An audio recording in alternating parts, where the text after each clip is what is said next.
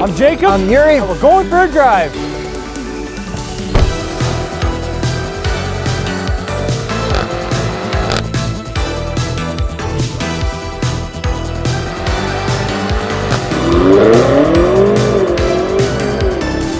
'21 BMW M5 Competition with launch control.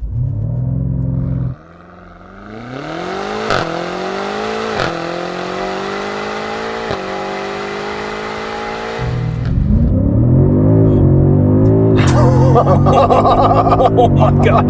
Oh. Okay, Yo, that's really fast. Roller coaster vibes, horsepower and torque. 617 horsepower, 553 pound-feet of torque from a 4.4 liter twin turbo V8. God damn. Yeah, that is really fast. And those shifts are so fast too, like holy crap, man. So we're doing things a little differently this year. We are obviously on a racetrack, so everything is closed to us only, very safe circumstances. All right, let's do a little bit of corner 3, 4, 5 and see how this feels. But it is a little rainy / icy right now. Yes, so I do have the traction off, but I'm still in all-wheel drive mode because this is capable of 100% rear-wheel drive. So let's see if I can induce some oversteer.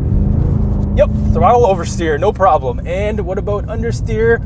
Oh, not too bad, but it is quite icy. Yeah, if it was dry, oh yeah, there's a little understeer. Yeah, exactly. It's a little sketchy sometimes. Yeah, you just got to be careful because you know the conditions that we're in. Yeah, like every car would be like that a little bit here. Exactly. So let's just do a little bit more throttle oversteer, just a tiny bit because it's so much fun to do and super controllable. Love it. So now into cleash slide corner in two-wheel drive mode. Yes, this is drift mode, traction fully off, 100% rear-wheel drive, and it's so controllable, it's so easy.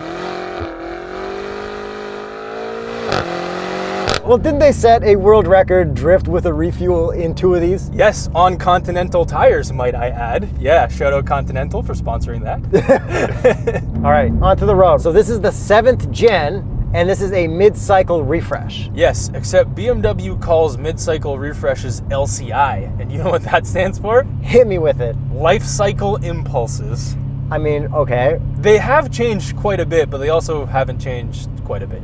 Okay, what they did for this one is they updated the headlights to be more like the newer ones. Yeah, and overall the front bumper as well. Then the taillights are more updated to be like the newer ones, but the body lines are still the old style sweet spot BMW body lines. Right, so they changed what they could without changing the overall structure of the car because it's much cheaper to do that. And then they've also done some infotainment stuff too, especially compared to that 2018 M5 that we drove. That was a 2018. Yeah, that's right. And it wasn't even a competition. This is a competition. And fun fact, Canada only gets the competition. You can't get the regular M5 here. And then what is this color? This is Imola Red. This is a individual color, so you got to pay extra for this. It does not match the brake calipers, but it's close enough and it looks really sick. Like, it does look really good. I've never seen any big luxurious BMW in such a bright color. Yeah, and I really like this update, but I don't love it, and I didn't dislike the previous one, so I'm totally okay with either one. Yeah, 100%. The headlights do look really good. They're kind of just like elongated, and the grille is also kind of been updated, but we don't have a massive grille, which is really nice. It does match BMW, new BMW. It would be fun if they did a life cycle, whatever, of the M4 instead of doing a full M4. Oh, man. People would have loved that.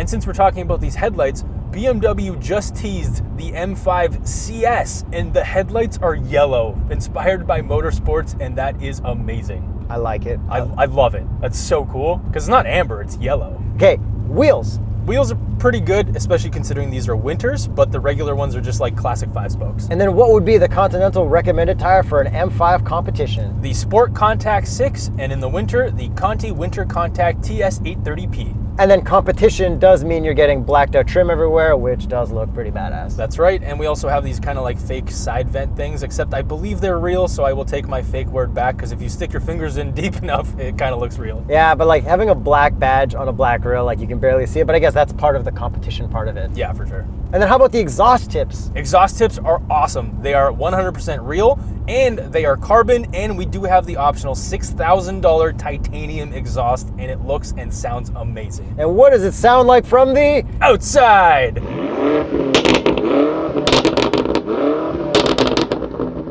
It's really good. Yeah, this thing crackles and pops. Like, it's insane. It's actually crazy how much this crackles and pops. Like, you have to get it below 70, so I'm just going to give us a little bit of downshifts right now, get some crackles. And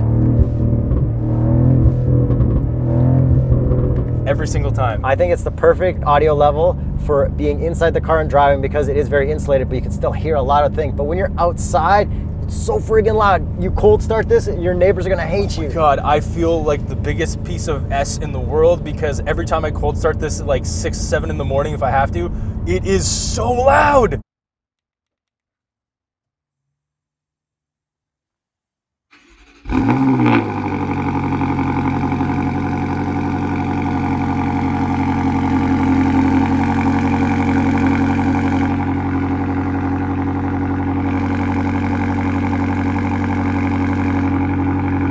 Yeah, but it's sick. Yeah. I like this setup a lot. I like it a lot too, but I'm honestly kind of embarrassed and I feel guilt for the first time starting a really loud car.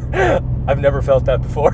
So overall, looks-wise, was it a huge change? Was it a huge improvement? I would say it's definitely a lateral move. It's not good, it's not bad, it's just right down the middle. It had to be done, and they did a great job of doing it. Exactly. So as you guys saw us earlier launch this does do 0 to 100 kilometers per hour in 3.3 seconds, which is so fast.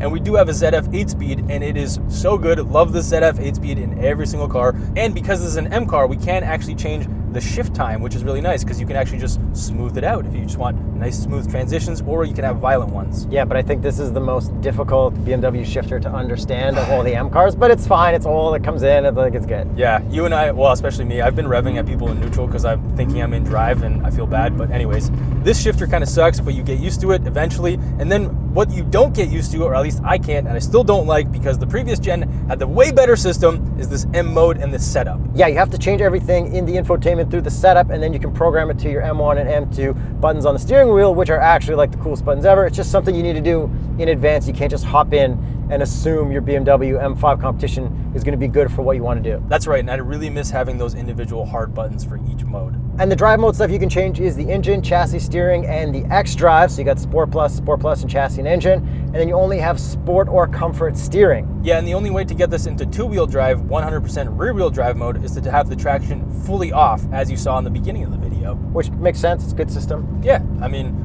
people that are gonna do that will want the traction to be fully off. And what's cool about that is you can actually stay in automatic, where on drift mode in a Mercedes, you need to be in manual mode. That's right, and it's a whole sequence of things that you have to do in a Mercedes, whereas this, it's pretty easy. Yeah, but they have an E63S wagon and there's no M5 wagon. Oh, I know. And then when we're talking about suspension in this car, it's like kind of comfortable, but also kind of like stiff. Yeah, so you have to come into this expecting a competition. Like, it's literally called competition. Dude, even the M5. Yeah, I know. So this does get pretty stiff, but it's not unbearably stiff. It's just stiff in comparison to other luxury vehicles. But overall, it's like very comfy for normal driving. Exactly. You really only notice it under like bad pavement, and then you just put it into comfort suspension. It's still pretty fine. And I hated the steering feel in the previous gen M5. I feel like they improved it quite a bit in this one, but it still does that kind of like rubbery thing where it just always wants to kind of bounce back to center.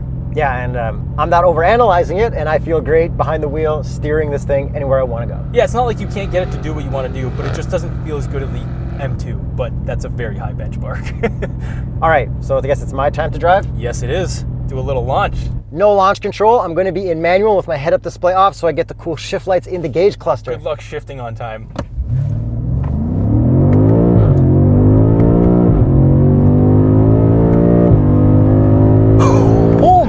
I noticed you shifting early, but you did catch it exactly every time. When my eyes see red, the hand goes click. I think you shifted on yellow the first time. The rest of the gears were on red. Okay, whatever, man. Okay, this thing is like lightning fast, it is. Even without a launch control. Straight up rocket ship. And then if I'm driving in automatic and just floor it.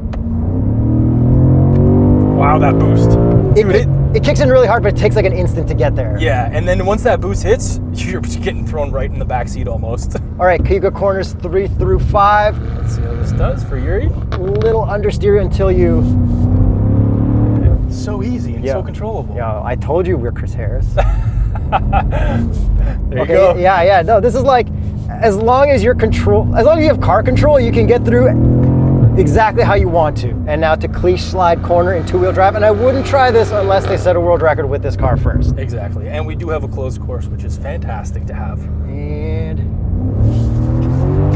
So good, eh? Okay, I got the panic face. I got the Travis Pastrana panic face, but that was pretty good. Yeah, this is very controllable. Yeah, no problems, no spin outs. In the damp. Yes.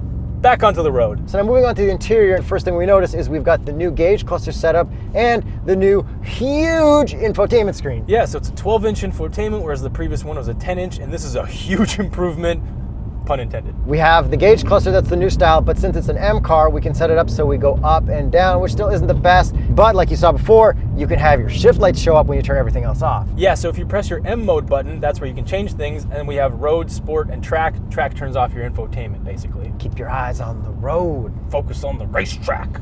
Okay, but if we didn't want to focus on the racetrack and we wanted the screen, we have Apple CarPlay, wireless, Android Auto, wireless, but the Apple CarPlay is so good. It's gigantic. It's like the best. Yeah, the first time I saw this Apple CarPlay, I thought it was like one of those superimposed images because it was so high res. Yeah, it's amazing. Satellite view is next level. Incredible. And now if we move on to our radio, we can rewind Sirius XM satellite radio. We do have the new jump back style. So then other fun tech, this does have a 360 camera, the cool one that spins all the way around. We do have the backup assist, parking assist. If you watch our old X5 video, you'll see me using all the technology to the fullest. It's all very great. And then we also have lane keep and adaptive cruise. This does have the traffic assist, so you can use this basically hands-free in traffic, and it works really well. I find that it sways less than the Alpina did, maybe because this is smaller. Yeah, it's hard to tell. Yeah. But they're all BMW stuff is pretty good. It is. And then back to the wireless Apple CarPlay. So I have a wireless charger. My iPhone 12, not Max, will fit in there perfectly. How about your Max? No, my Pro Max does not fit in there, which is kind of hilarious, to be honest. Yeah, but I mean, they're just like mid-cycle refreshing. Like they can't expect them to well, I mean, you should, but they didn't. Yeah, exactly. And then our cup holders. It will fit a small cup, medium cup. I've been driving some other cars with cup holders behind the shifter, and I definitely like this style so much more. And what about the visors? I think it'll pass. I don't know. 3, 2, 1. Oh! Fail. BMW. And then these seats and interior, color-wise. Love it. This is a really nice contrast with the red. I like this saddle brown, I think this is. Yeah, we'll call it that. It's not like, it's a good brown. I like it. A little yellow, mustard yellow. And then we also have carbon fiber, which is matted out, which looks really cool. And the seats overall are very comfortable, and they do have massages. It's kind of weird having like the mustard yellow on performance seats, right? Yeah, but then the M5 logo also glows, which is really freaking cool, so. Hey, is that a sticker that we haven't peeled yet? Oh, I think it is. Peel-scription break. And then the stitching all matches as well. And then we have ambient light again, but it's still those same clue colors from before. We don't have like the full range of 128 colors or all the crazy stuff that, what's the one you like on Mercedes? Red Moon. Yeah. Strip club. So good. Are you kind of disappointed though that there's no gaps in the seats to like stick your hands through? I mean, I'm not disappointed. Yeah. It's cool that it has that on the M3 and 4. Okay. Backseat room. It's actually pretty good. I wouldn't mind a little bit more considering this is a 5 Series. It's not bad though. And we do have peasant blockers with this ultimate package that we have here. Baby shades. Yeah, well, in here, peasant blockers. Bro, this car's expensive. Well, we can maybe put a baby back there. I mean, you can. We're both having babies. And then there's no sunroof. No, because we have a carbon fiber roof, so. Which is cool. I'll allow it. I'll take the carbon fiber over the sunroof. I don't like sunroofs, you know me. I know yeah, you like I them. love them. I love them. And then, Bowers & Wilkins sound system's always really good. Nothing really to talk about. And then to finish off the interior space, the trunk space is pretty good considering it's a sedan and the seats go down so you can slide stuff through. It's all really functional. So with all that out of the way, thank you for sticking through our slightly different style of review. Let's get to the price. Well, this one starts at $122,000 Canadian. And with the $21,500 ultimate package, the $6,000 titanium exhaust, the red calipers, and this paint, this is a total of $150,250. Okay, you can't really go without the ultimate package, and you can't really go without the titanium exhaust, so. I mean, I almost feel like you can go without the titanium exhaust because it is so loud. If you actually care about your neighbors or your neighborhood, don't get it. Like, look how quiet it is right now. It's dead quiet.